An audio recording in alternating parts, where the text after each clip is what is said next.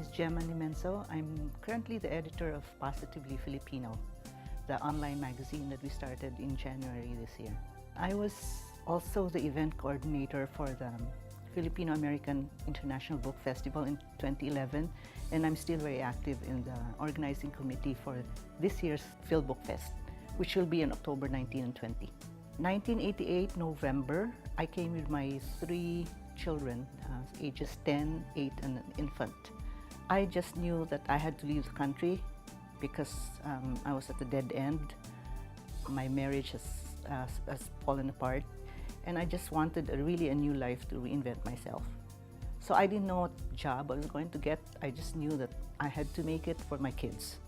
I started working, I actually worked for 14 years for an American electronic database company. And then after that, after 14 years with them, I moved to Filipinas Magazine. I was managing editor. I was writing a column actually, which really was, I talked about my personal journey, how I was adjusting to the States, but I knew that I was speaking for a lot of immigrants. So it became a really popular column. Anvil Publishing, which is the biggest publishing house in the Philippines, published my book, Heart in Two Places. Heart in Two Places is actually a compilation of my best columns. When my book was published, I realized that my publisher only has the capacity to market it in the Philippines. They didn't have the capacity or the capability to market it here. So I had to do all the marketing myself. And then some of the Filipino authors also talked about it, that, you know, we're all confined to the geography of the Philippines. We don't know how to market abroad.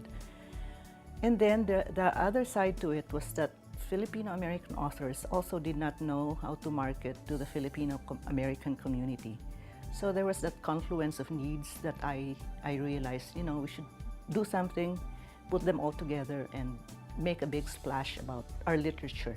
And that's how the Fil Book Fest came about. It was a really big endeavor, very ambitious, but we managed to pull it off. Our goal this time around is to market or maybe introduce Filipino-written, Filipino-authored books to the mainstream audience. And that will expand, hopefully, the market and the readership for our writers. I hope more people support the Filipino-American Book Festival. Our narratives have to be told, and that's how we establish our voice in this country, through our narratives and through our creations. So it's really important that we come together as a community to support something like this.